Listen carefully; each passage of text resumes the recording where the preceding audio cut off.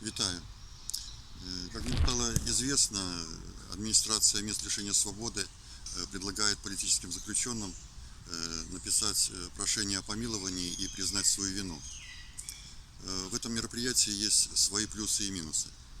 Те, кто признает вину, пойдет на предложение администрации, напишет прошение о помиловании на имя Лукашенко.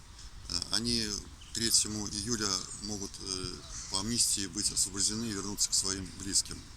Но здесь есть негативный момент, что эти осужденные уже не будут иметь никакого значения для дальнейшего преследования со стороны сотрудников милиции, потому что они дискредитируют себя в глазах своих поплечников, соратников в борьбе за свободу и независимость Беларуси. Хотя это может быть на самом деле и не так.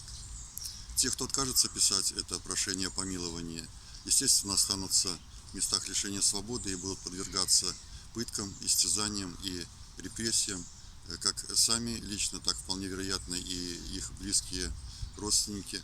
Но они останутся в первых рядах борцов за свободу и независимость Белоруссии и таким своим принципиальным поведением, естественно, приблизят нашу победу.